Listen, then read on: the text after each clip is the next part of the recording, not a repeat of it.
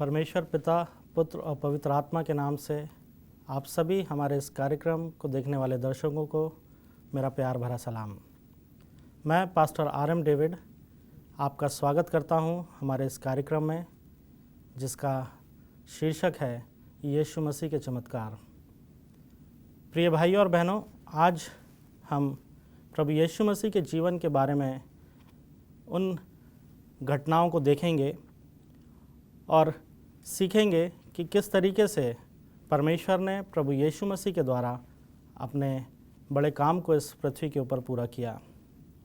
मैं आप सभी का स्वागत करता हूं और उम्मीद करता हूं कि जब हम मिलके प्रभु यीशु मसीह के चमत्कारों के बारे में सीखेंगे तो परमेश्वर का अनुग्रह और उसकी सामर्थ हमारे जीवन में बहुत याद से आएगी।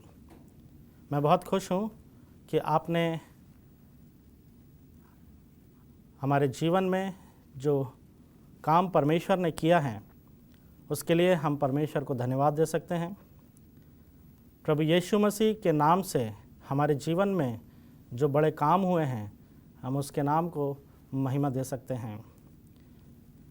प्रिय मित्रों, आज हम प्रभु यीशु मसीह के चमत्कारों की श्रृंखला में सबसे पहले उस चमत्कार की बात करेंगे जो अपने आप में एक बहुत बड़ा चमत्कार था इस पृथ्वी के लिए। प्रभु यीशु मसीह जिन्होंने इस पृथ्वी के ऊपर मानव के रूप में जन्म लिया और परमेश्वर के पुत्र होने के बावजूद उन्होंने मनुष्यों के जैसा जीवन इस संसार में व्यतीत किया। और जब वो इस संसार में थे तो परमेश्वर के उस बड़े काम को उन्होंने अपने जीवन के माध्यम से पूरा किया और हम मानव जाति के लिए अपने प्राणों का बलिदान दिया। लेकिन जब वो इस संसार में थे तो उन्होंने अपने जीवन में बहुत सारे चमत्कार किए और ये चमत्कार लोगों के जीवन में आशीषों को लेकर आया।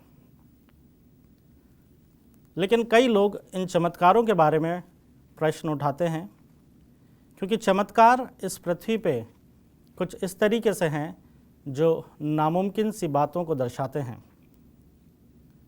प्रभु यीशु मसीह के चमत्कार हमारे और आपके लिए और हम सब मसीह समाज के लिए, पूरे जगत के लिए एक बड़ी आशीष का कारण है, क्योंकि यही चमत्कार प्रभु यीशु मसीह के ईश्वर पुत्र होने को दर्शाते हैं।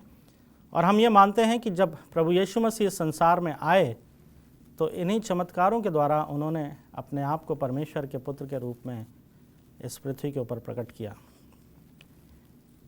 प्यारे मित्रों, चमत्कार यानी आश्चर्यकर्म। आश्चर्यकर्म हम उन बातों को कहते हैं जो एक नियम से एक दूसरे बड़े नियम को की बातों में परिवर्तित होता है। जैसे एक छोटे से नियम को एक बड़ा नियम अपना लेता है, उसे हम चमत्कार की श्रेणी में रखते हैं। छोटा नियम जो कि पृथ्वी का और इस पृथ्वी के भौतिक बातों का नियम होता है, लेकिन जब इसके ऊपर कोई एक बड़ा नियम लागू हो जाता है, हम उसे चमत्कार कहते हैं।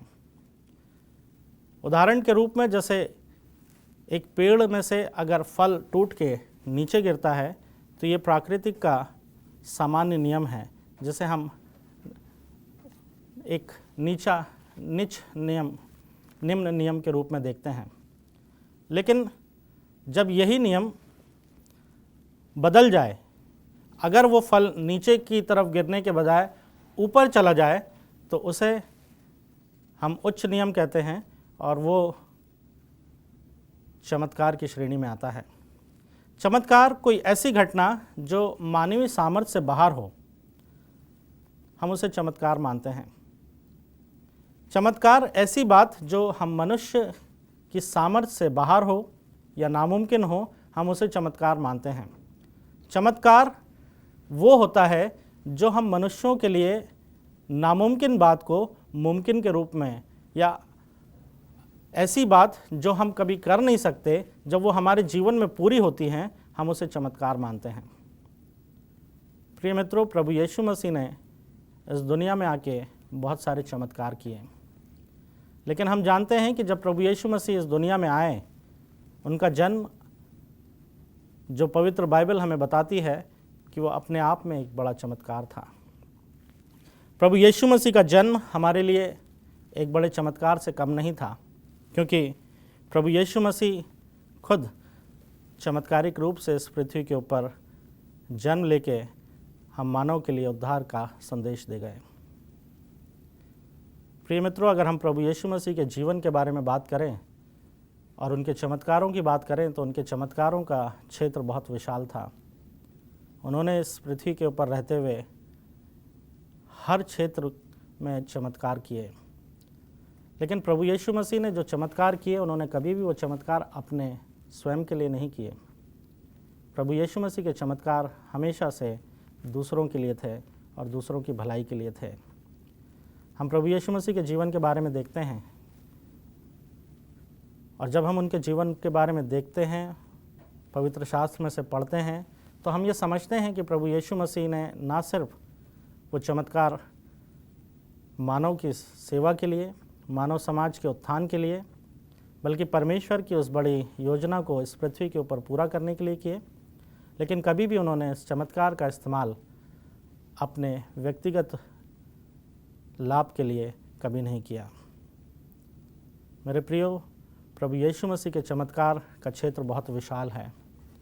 उन्होंने ना सिर्फ इस पृथ्वी के ऊपर, प्रकृति के ऊपर चमत्कार दिखाए, ना सिर्फ उन्होंने रोगियों को चंगा किया, ना सिर्फ उन्होंने ऐसे काम करके दिखाए जो हम मनुष्यों के लिए नामुमकिन थे।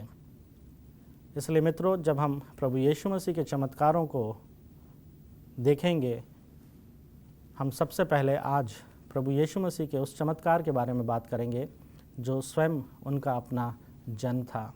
इससे पहले कि हम इस चमत्कार के बारे में बात करें, आइए हम छोटी सी प्रार्थना करेंगे। सेनाओं के पवित्र प्रभु, हम धन्यवाद देते हैं कि आपने यह मौका दिया कि आज एक बार फिर हम आपकी महिमा को प्रकट कर सके। प्यारे पिता, जब हम आपके चमत्कारों के बारे में सीखते हैं, हम सभी को अपने अनुग्रह से और अपनी पवित्र आत्मा से भरपूर करें, ताकि हम आपकी उन बातों को देखें, सीखें और आपकी महिमा को प्रकट कर सकें। आपका अनुग्रह हो ताकि इन बातों को सीख के हम अपने आप को आपकी महिमा के लिए इस्तेमाल करें और आपके राज्य के लिए तैयार कर सकें। इसी विश्वास के साथ कि आप हमारे साथ हैं, सारा आदर आपको देते हुए प्रार्थना मसीह यीशु के नाम में होकर मांगते हैं, आमीन। मेरे प्रिय भाइयों और बहनों, आज हम प्रभु यीशु मसीह के चमत्कार के बारे में देखेंगे। प्रभु यीशु मसीह का जन्म स्वयं एक चमत्कार था। प्रभु यीशु मसीह का जन्म इस पृथ्वी के लिए बहुत ज़रूरी था। जब हम इस पृथ्वी की रचना के बारे में देखते हैं तो हमें पता चलता है कि परमेश्वर ने मनुष्यों को अपने समानता और अपने स्वरूप में बनाया। जब परमेश्वर ने मनुष्यों को अपने स्वरूप में बनाया तो उन्हें अदन की वाटिका में उनके घर के रूप में उस स्थान को दिया और आदम और हवा परमेश्वर के साथ उस स्थान में रहते थे। आदम और हवा बिल्कुल पवित्र थे और उनकी ये पवित्रता परमेश्वर के जैसी थी, क्योंकि वो परमेश्वर के जैसे बनाए गए थे।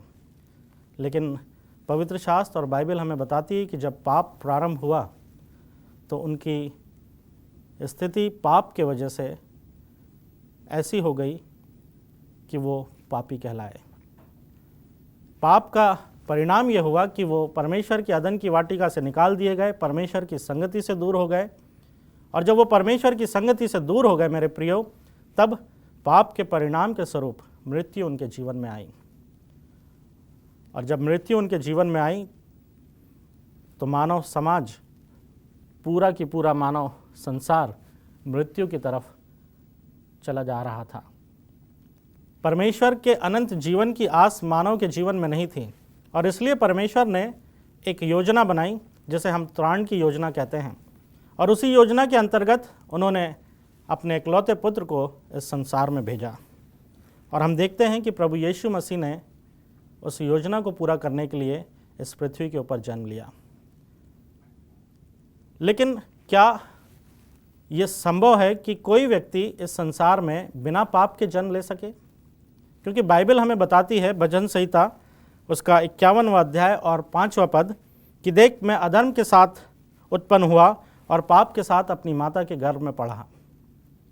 अगर हम भजन संहिता उसका 58वां अध्याय और 3रे पद पढ़े तो वह हमें बताता है कि दुष्ट लोग जनते ही पराये हो जाते हैं और वो पेट से निकलते ही झूठ बोलते हुए भटक जाते हैं। हम सब ने पाप किया और हम सब परमेश्वर की महिमा से रहित हैं। और ये बात बड़ी नामुमकिन है कि कोई इस पृथ्वी पे बिना पाप के जन्म ले सके। ऐसे में एक ऐसा व्यक्ति जो बिना पाप के इस पृथ्वी के ऊपर जन्म ले और सारे जगत के पाप को अपने ऊपर ले ले, ये नामुमकिन सी बात थी। और ये कैसे संभव हो सकता था? ये बात मनुष्यों के समझ से बाहर थी, क्योंकि ऐसा नहीं हो सकता कि कोई भी व्यक्ति इस पृथ्वी के ऊपर पाप के बिना जन्म ले सके। अगर प्रभु यीशु मसीह पाप के साथ इस पृथ्वी के ऊपर जन्म लेते तो ये निश्चित था कि उनका इस पृथ्वी के ऊपर जन्म लेना और मरना मानव समाज के लिए नहीं बल्कि उनके अपने पापों की वजह से होता। लेकिन प्रभु यीशु मसीह ने ऐसा नहीं किया। परमेश्वर ने उनके लिए एक योजना बनाई और बाइबल में उस योजना को हम देखते हैं कि उन्होंने बड़ी ही अच्छी तरीके से इस सिद्धांत को बाइबल में दिया कि एक कुंवारी से प्रभु यीशु मसीह का जन्म हो। कुंवारी से जन्म होना ये नामुमकिन बात थी, लेकिन परमेश्वर पिता ने ऐसा कर दिखाया कि उन्होंने अपने पुत्र को कुमारी मरियम के द्वारा इस पृथ्वी के ऊपर भेजा। ऐसा नहीं हो सकता कि किसी भी पुत्र का कोई पिता ना हो। इसके विरोध में बहुत सारे तर्क हैं, लेकिन परमेश्वर का वचन हमें बताता है कि परमेश्वर ने अपने इकलौते पुत्र को इस पृथ्वी पे कुमारी मरियम के माध्यम से भेजा।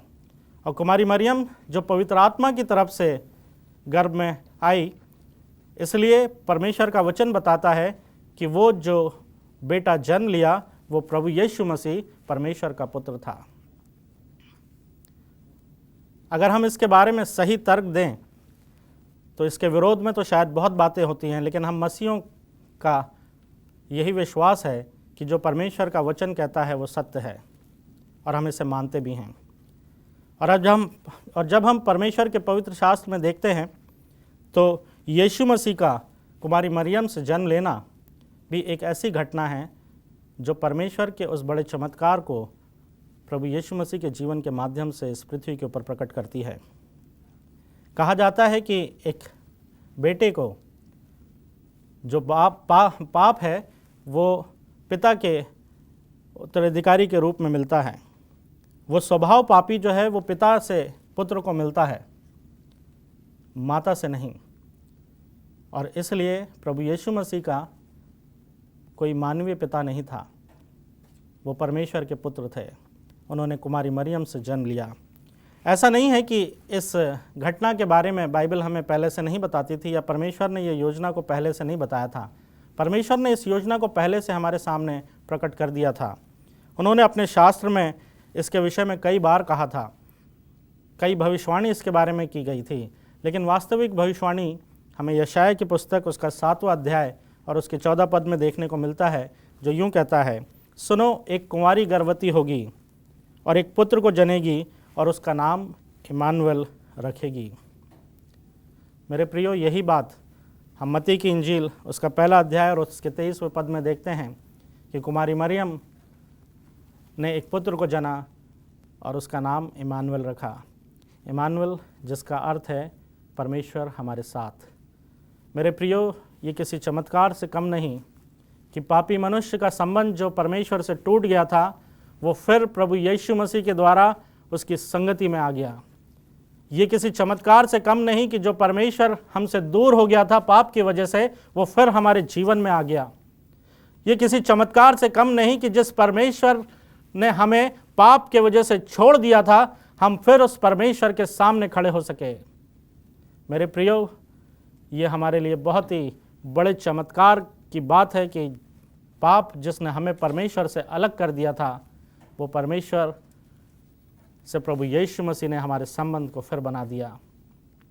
प्रभु यीशु मसीह जो बिना पाप के इस पृथ्वी के ऊपर जन्म लिया, उस प्रभु यीशु मसीह के जीवन के द्वारा हम इस बात को देखते हैं कि हम पापियों के जीवन में जब कोई आशा नहीं थी, तब परमेश्वर ने अपने पुत्र के द्वारा हमें वो आशा दी जिससे हम इस मृत्यु के पार एक अनंत जीवन की आस में प्रवेश करने के सपने को अपने अंदर रख सकते हैं। और सिर्फ वो सपना देख ही नहीं सकते, बल्कि उस सपने की तरफ आगे बढ़ते हुए हमेशा के जीवन को हासिल कर सकते हैं। मेरे प्रियो, ये सब कुछ मुमकिन हुआ प्रभु यीशु मसीह के जन्म के द्वारा। प्रभु यीशु मसीह का जन्म अपने आप में एक चमत्कार है। प्रभु यीशु मसीह का जन्म हमारे लिए पापों से छुटकारा है। प्रभु यीशु मसीह का जन्म पूरे संसार के लिए परमेश्वर का एक वरदान है। इस घटना के बारे में बाइबल ने हमें पहले से बताया था। अगर हम बाइबल का अध्ययन करें तो बाइबल हमें बताती है कि एक कुंवारी गर्भवती होगी और एक पुत्र को जन्म देगी। लेकिन परमेश्वर की व्यवस्था के अनुसार किसी कुंवारी का जन्म लेना सही बात नहीं थी। फिर ये कैसे मुमकिन हुआ कि एक कुंवारी ने जन्म लिया, एक कुंवारी ने एक बच्चे को जन्म दिया और समाज में उसके बारे में कोई बात नहीं हुई? लेकिन हम देखते हैं कि बाइबल इस विषय में हमें बहुत अच्छे तरीके से बताती है। ये एक ऐसी घटना थी जो शायद इस संसार के लिए नामुमकिन सी हो, लेकिन फिर भी हम देखते हैं कि परमेश्वर के वचन में इस घटना के बारे में बहुत अच्छे तरीके से स्पष्टीकरण हमको मिलता है। कई परमेश्वर के लेखकों ने इसके बारे में लिखा, इंजील में इसके बारे में बताया गया है, और मुझे लगता है कि लूका ने इसके बारे में सही स्पष्टीकरण दिया, क्योंकि लूका खुद पेशे से एक वैद्य था, डॉक्टर था, और इस तरह की घटनाओं में उसकी रुचि शायद कुछ अधिक थी। लेकिन जब हमने इस बात को पवित्र शास्त्र में देखा तो लूका ने बहुत अच्छी तरीके से इस बात का वर्णन किया, और हम देखते हैं कि इतना ही नहीं बल्कि उसने बहुत स्पष्ट तरीके से इस बात को बताया कि कुमारी मरियम पवित्र आत्मा की तरफ से गर्भवती थी और वो पुत्र जो जन्म लिया उसका पिता परमेश्वर था। लेकिन पवित्र शास्त्र हमें ये बताता है कि मरियम जो कि यूसुफ के साथ जिसकी मंगनी हुई थी, उसने परमेश्वर के दूत की आज्ञा मान के उसे अपने पास लेकर आया और उसे अपनी पत्नी का दर्जा दिया, और जब तक वो उसके साथ रहा तब तक वो उसके पास नहीं गया जब तक उसने एक पुत्र को जन्म नहीं दी। और इस तरीके से उसने उसे व्यवस्था के उस अभिशाप से भी छुड़ाया जो कि परमेश्वर के वचन में हमें मिलता है। ले व्यवस्था 20:10 में हम पाते हैं कि किसी पराई स्त्री के साथ व्यभिचार ना करना। प्यारे मित्रों, हम इस तमाम बातों को जब परमेश्वर के शास्त्र में देखते हैं तो इस बात को समझते हैं कि परमेश्वर ने हम मानव के लिए एक अद्भुत योजना बनाई और उसने अपने इकलौते पुत्र को इस संसार में भेजा जिसने कुंवारी से जन्म लिया। ये घटना शायद संसार के लिए ना समझने वाली हो। ये घटना शायद हो सकता है वैज्ञानिकों की दृष्टि से अनहोनी हो। ये घटना शायद हो सकता है सांसारिक रूप में ना होने वाली बात हो, लेकिन परमेश्वर का वचन बताता है कि ऐसा हुआ, और ऐसा इसलिए हुआ ताकि हम मनुष्य प्रभु यीशु मसीह में विश्वास करें और अनंत जीवन को प्राप्त करें। मेरे प्रिय भाइयों और बहनों, मैं आज एक बार फिर प्रभु यीशु मसीह के जन्म की बात को आपको याद दिलाता हूँ और आपसे निवेदन करता हूँ कि प्रभु यीशु मसीह जो इस पृथ्वी के ऊपर मेरे और आपके पापों की वजह से आए, प्रभु यीशु मसीह जिन्होंने इस पृथ्वी के ऊपर इसलिए जन्म लिया कि हम और आप जीवन पाएं। प्रभु यीशु मसीह जो इस पृथ्वी के ऊपर इसलिए आए ताकि हम नाश ना हो जाएं। मैं जानता हूं कि ये घटना संसारिक दृष्टि से विश्वास करने योग्य नहीं। अगर मैं संसारिक दृष्टि से इस घटना को देखूं तो शायद हो सकता है मेरा मन इस बात को मानने के लिए तैयार ना हो। अगर मैं संसारिक रूप से इस बात को करूं तो शायद ये मेरे लिए मजाक का विषय हो सकता है, लेकिन मेरे प्रियो, परमेश्वर ने ऐसे नामुमकिन काम को मुमकिन कर दिखाया। मैं ये मानता हूं कि जिस परमेश्वर ने इस पृथ्वी को बनाया, मैं मानता हूं कि जिस परमेश्वर ने मनुष्यों को अपने हाथ से बनाया, मैं ये मानता हूं कि जिस परमेश्वर ने मनुष्य को अपने स्वरूप में बनाया, अगर वो परमेश्वर इस पृथ्वी को अपने मुंह के सामर्थ्य वचन से बना सकता है, अगर वो परमेश्वर जो इस पूरी कायनात को अपने हाथों से रच सकता है, अगर वो परमेश्वर जो मनुष्यों को अपने हाथों से बना के उसके अंदर अपनी जीवन का सांस फूंक सकता है, तो क्या वो परमेश्वर अपने इकलौते पुत्र को कुंवारी के द्वारा इस पृथ्वी के ऊपर नहीं भेज सकता? मेरे प्रियो, हम मनुष्यों के लिए ये नामुमकिन हो सकता है, लेकिन परमेश्वर ने आपके और मेरे लिए इस नामुमकिन को मुमकिन कर दिखाया है। हो सकता है इस संसार के लोगों के लिए ये घटना बहुत ही शर्म का विषय हो, लेकिन मेरे प्रिय भाइयों, जो लोग प्रभु यीशु मसीह के ऊपर विश्वास करते हैं, उनके लिए ये घटना शर्म की नहीं, बल्कि उनके लिए ये घटना बहुत ही गर्व की है कि परमेश्वर ने अपने इकलौते पुत्र को कुमारी मरियम के द्वारा इस पृथ्वी के ऊपर भेजा, और उस पुत्र ने जो निष्पाप था, हमारे पापों को अपने ऊपर लेके कलवरी के क्रूस के ऊपर अपनी जान दे दी, ताकि हम और आप नाश ना हो परंतु अनंत जीवन को प्राप्त करें। मेरे प्रियो, ये मेरे लिए बड़े आनंद का विषय है, और मैं जानता हूं जो लोग प्रभु यीशु मसीह के ऊपर विश्वास करते हैं, उनके जीवन में भी ये बड़े आनंद का विषय है कि प्रभु यीशु मसीह जो स्वयं परमेश्वर का पुत्र था, उसने अपने स्वर्गीय सिंहासन को छोड़ के इस पृथ्वी के ऊपर मानव बनने के लिए तैयार हो गया। क्या ही अद्भुत और सुनहरी बात है मेरे प्रियो। कितनी ही सुंदर बात है कि कुमार खुद मिट्टी बन गया ताकि हम और आप जीवन पाएं। कुमार खुद मिट्टी का वो बर्तन बन गया जिसमें हम और आप को जीवन का जल भर के दे सके और हम अनंत जीवन को प्राप्त कर सकें। मेरे प्रिय भाइयों और बहनों, मैं आज आपसे फिर निवेदन करता हूं कि प्रभु यीशु मसीह सिर्फ एक मानव के रूप में इस पृथ्वी के ऊपर नहीं आया, बल्कि प्रभु यीशु मसीह परमेश्वर का पुत्र और हमारा उद्धारकर्ता बन के इस दुनिया में आया। और मैं आज आपको आमंत्रित करता हूँ, आपसे निवेदन करता हूँ और आपको न्योता देता हूँ कि अगर आप चाहते हैं कि प्रभु यीशु मसीह में अपने पापों से छुटकारा पाके हमेशा के जीवन को हासिल करें, तो मेरे प्रियो, आज आपके पास मौका है। आज जब मेरी ये आवाज़ आपके कानों में आ रही है, मैं आपसे निवेदन करता हूँ कि अपने दिलों को कठोर ना करें, बल्कि अपने मन को परमेश्वर के लिए खोल दें, प्रभु यीशु मसीह को अपने दिल में जगह दें, ताकि जब प्रभु यीशु मसीह आपके दिल में आए तो मेरे प्रियो, आपके दिल से संसारिकता की सारी बातों को दूर कर दे। जैसे इस पृथ्वी के खालीपन को परमेश्वर ने अपनी उपस्थिति से भर दिया, परमेश्वर की संगति में हम वापस आ गए। मेरे प्रियो, आपके जीवन के खालीपन को आज प्रभु यीशु मसीह दूर कर देगा। मैं आपसे निवेदन करता हूँ कि अपने दिलों को खोलें, अपने दिलों को खोलें और प्रभु यीशु मसीह को अपने दिल में आने दें, क्योंकि प्रभु यीशु मसीह आपका, मेरा और जगत का उद्धार करता है। इन्हीं वचनों के साथ मैं इस संदेश को समाप्त करता हूँ। आइए हम सब प्रार्थना करेंगे।